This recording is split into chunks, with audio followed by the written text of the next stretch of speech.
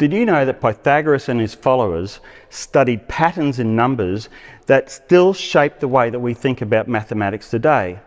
They explored numerical relationships and discovered figurative numbers such as square numbers and triangular numbers and even these pyramidal numbers, and laid the foundation for modern algebra today.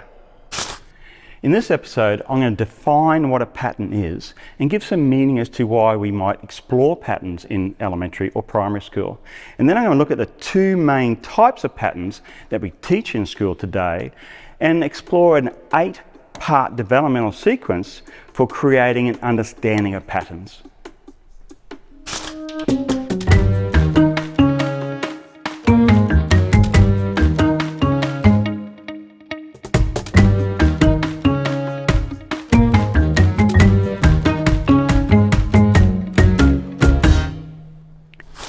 So what exactly is a pattern?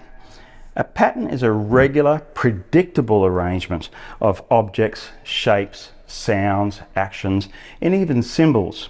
And I deliberately say symbols last because students will encounter patterns in their everyday life, be it in nature, in music, in their language, or even everyday routines. And they'll experience those well before they start studying or exploring symbols in a more formal sense at school. Why do we give young students experiences with patterns in school? It turns out that patterns is one of the first concepts that students explore. And that's because it is a building block for high level thinking. Now I can give you a long list of reasons why we should include patterns in school, but for this episode I'm going to stick with just one. It's long been said that patterns are the foundation of algebra. Now algebra is all about relationships and generalizations, and the patterns will help students see how numbers and symbols are related.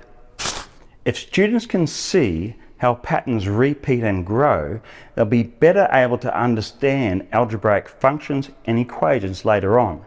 But that's a topic for another episode. There are essentially two types of patterns that are taught in elementary or primary school, and they are repeating patterns and growing patterns.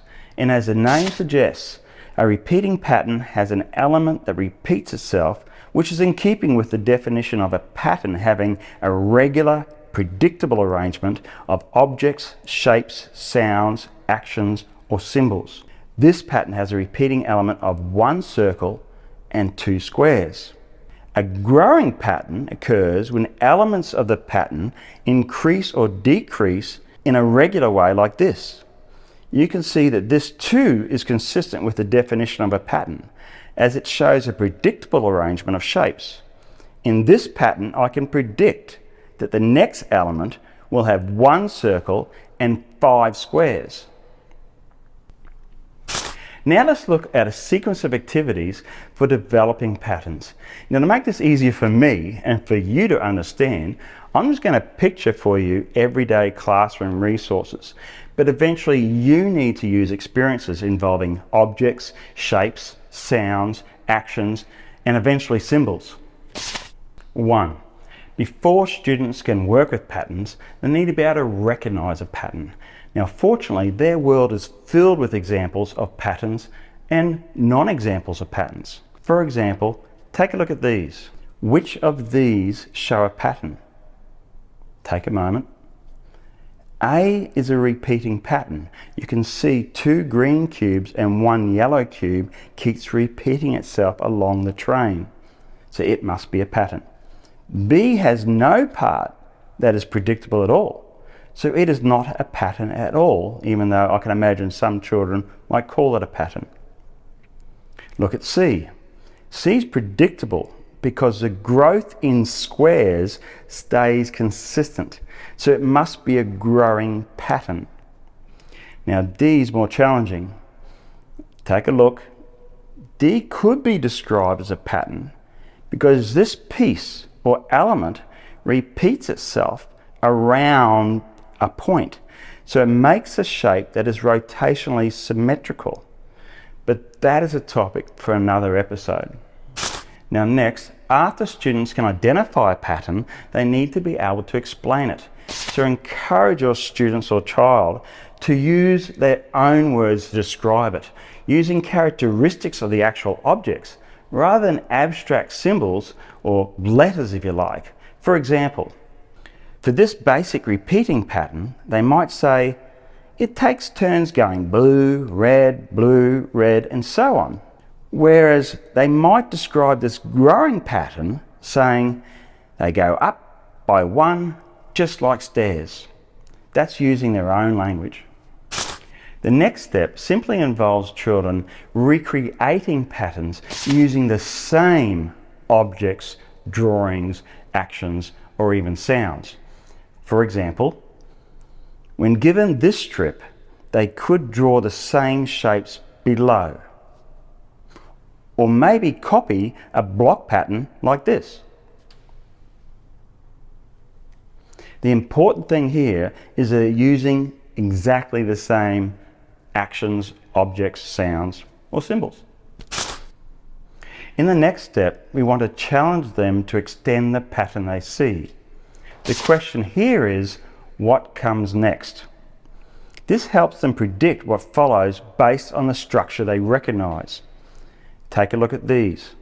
What comes next in each of these repeating or growing patterns? I'll give you a moment. You can see that it's a higher level of thinking. After extending patterns, students should be given the opportunity to design their own using movements or colours or sounds. Now, this step encourages them to use their creative thinking while applying their knowledge of patterns. Now, here's two examples that students might create using blocks. This next step strengthens their analytical thinking, and it's probably my favourite step. Look at this pattern. What part is missing? Filling in the gaps helps students understand the structure more deeply. And you don't have to hide just one part. What is missing here? In this stage, students move beyond basic surface level recognition by copying patterns using an entirely different medium. For example, look at this. They could use letters or numbers to translate this pattern as shown, but they can also clap and snap and clap and snap. This step builds mathematical flexibility, which is crucial for problem solving in the later grades. But take a look at this one. This is a growing pattern. How might you translate this?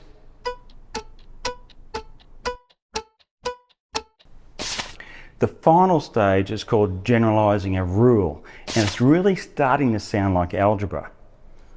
Look at the rules that actual students wrote for determining the next element in each of these patterns.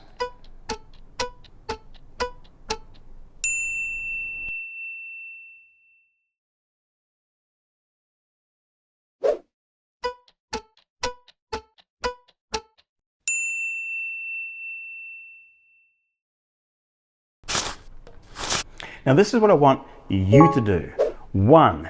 Remember that a pattern is a regular, predictable arrangement of objects, shapes, sounds, actions, or symbols. And the predictable part can be repeating or growing. And 2, depending on the grade you teach, you might be covering several of these experiences with your class.